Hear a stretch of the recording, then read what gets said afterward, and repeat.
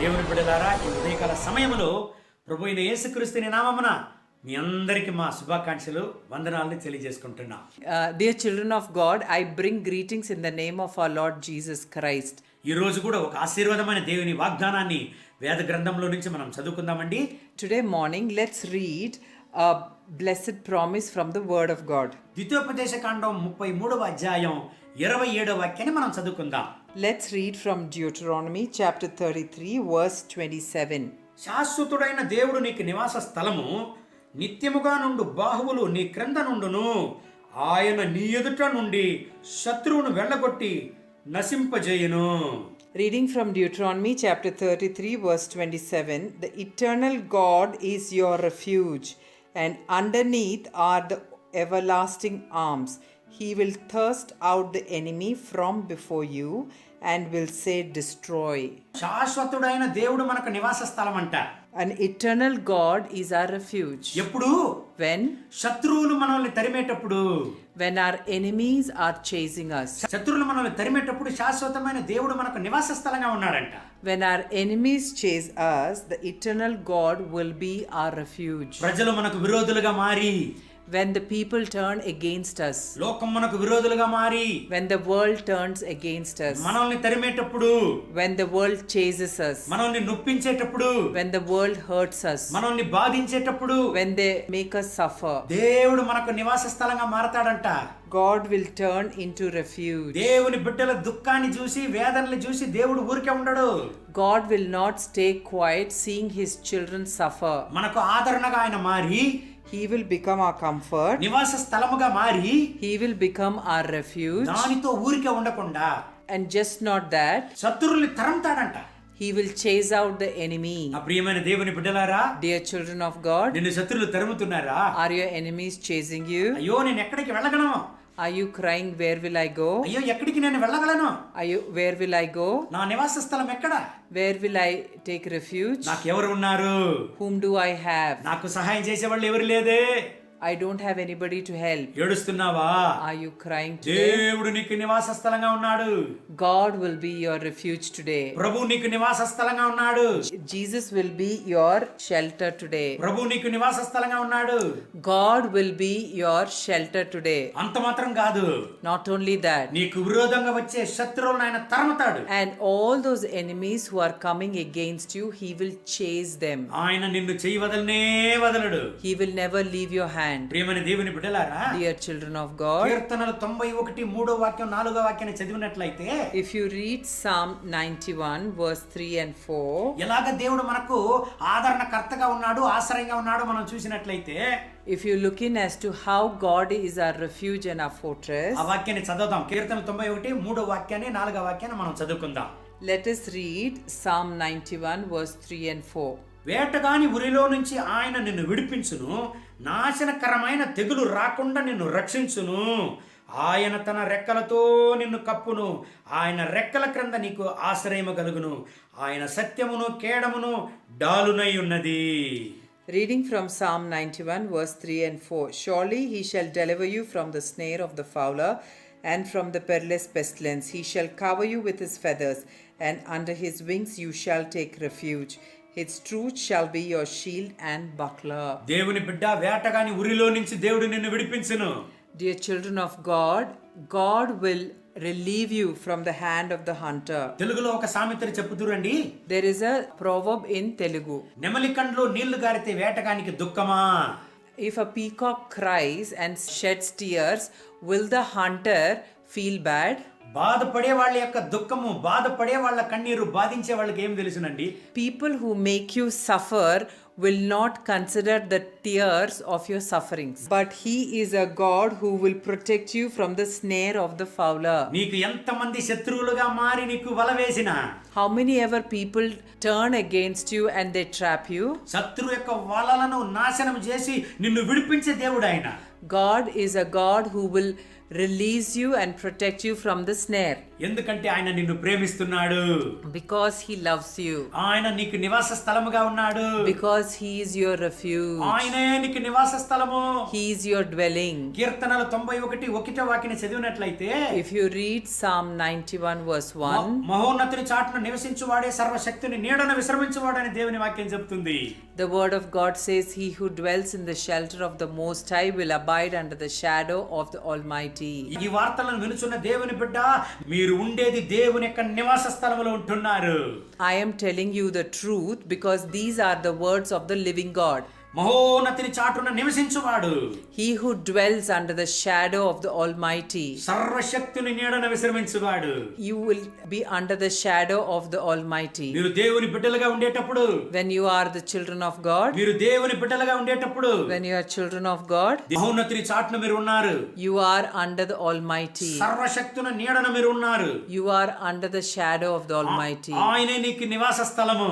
He is your shelter. నిన్ను దేవుడు చేయవదలడు. God will never leave your hand. యేషయా 41:10-11 వాక్యాన్ని చదివినట్లయితే, If you read Isaiah chapter 41 verses 10 and 11, ఇశ్రాయేలు ప్రజలు భయపడినప్పుడు ఏమి దేవుడు వాళ్ళతో మాట్లాడాడు? when the children of Israel were afraid, when the God spoke to them, నువ్వు భయపడవద్దు, he said, do not be afraid, నేను నీతో కూడా ఉన్నాను.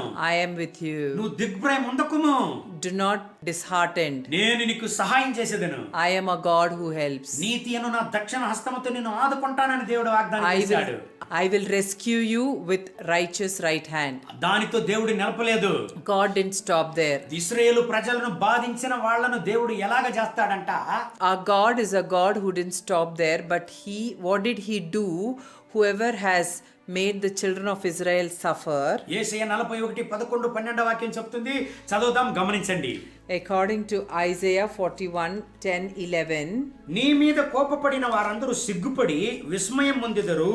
నీతో వాదించు వారు మాయమై నశించిపోవుదురు.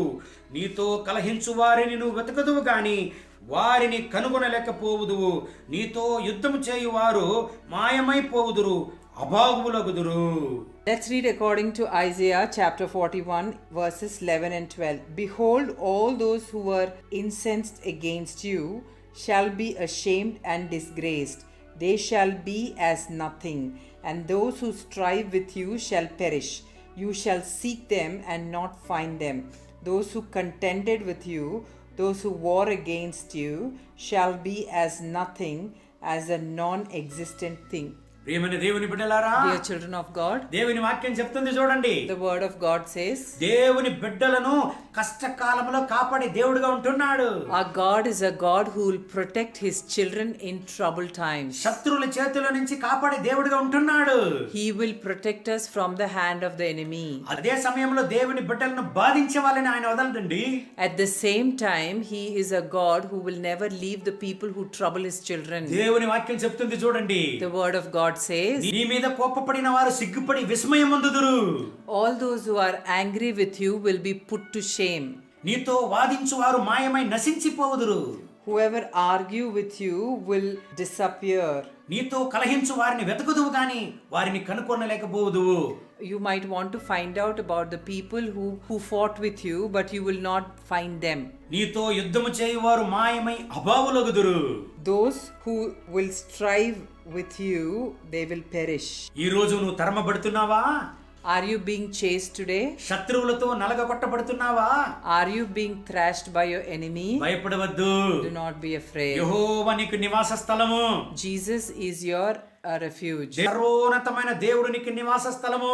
The Almighty God is your dwelling place. అంత మాత్రం కాదు, Not only that, నీతో కలహించు వారిని all those who create trouble, నువ్వు వెతికినా నువ్వు చూడలేవు.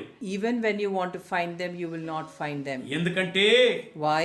నీ కొరకై దేవుడు యుద్ధం చేసే దేవుడుగా ఉంటున్నాడు. Because our God is a God who fights for you. నిర్గమకాండం 14 వాక్యం చెప్తుంది, యెహోవా నీ కొరకై యుద్ధం చేయను, నువ్వు ఊరకనే ఉండు అని దేవుని వాక్యం చెప్తుంది. According to Deuteronomy 14:14, the word of the Lord says, he is a God who fights for you. దేవుడు నీకు నివాస స్థలంగా ఉన్నాడు. God is your dwelling place. దేవుడు నీకు నివాస స్థలంగా ఉన్నాడు. God is your dwelling place. భయపడవద్దు. Do not be afraid. శత్రువులను నీ ఎల్లల నుంచి దేవుడు తరిమివేయును.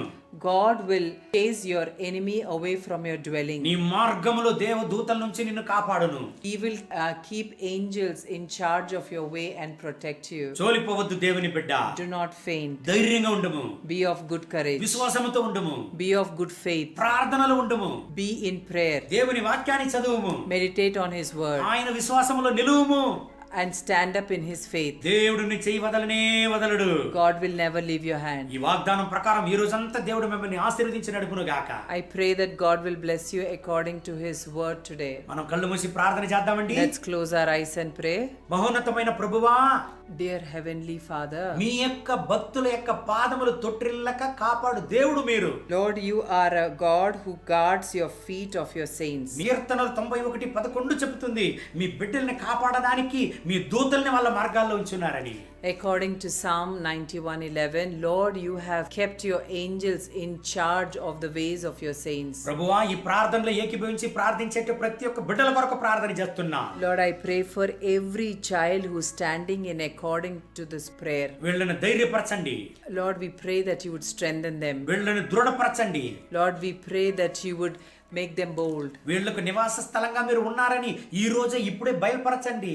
Lord, we pray that Lord you would reveal yourself as their dwelling place. వీళ్ళకు విరోధంగా వచ్చే శత్రువులను వీళ్ళ ఎల్లల నుంచి తరిమివేయండి. Lord, we pray, Father, for all the enemies who are coming against them in their dwellings. వీళ్ళకు విరోధంగా వచ్చే ఆయుధం వర్ధిల్లక పోవును గాక. Lord, every weapon coming against your people will be destroyed. నీ పక్కన 1000 మంది పడినా, 1,000 may fall at your నీ side, కుడి పక్కన 10,000 మంది కూలినా, and 10,000 at your right A hand. అపాయం మీ యొద్దకు రాదన్నారే. It will not come near your tent is what you have promised. ఇప్పుడే వీళ్ళను ఆశీర్వదించండి. Lord, right now we pray that you bless them. వీళ్ళను కాపాడండి. Lord, we pray that you protect them. మీ రక్తములో దాచుకోండి. Lord, we pray that you preserve them with your నీ blood. కృపా కనికరంతో నింపండి. Lord, we pray that you would fill them with your grace. And వీళ్ళ భయాల నుంచి వీళ్ళని విడుదల చేయండి. Lord, we pray that you release them from their fears. మీ బిడ్డలను వేటగాని ఉరిలో నుంచి మీరు కాపాడే దేవుడుగా ఉంటున్నారు.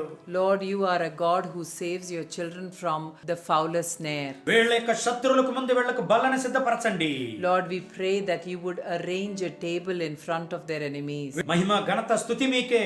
All glory, honor and power. యేసుని నామమున వేడుకుంటాము తండ్రి. In Jesus' name. Amen. Amen.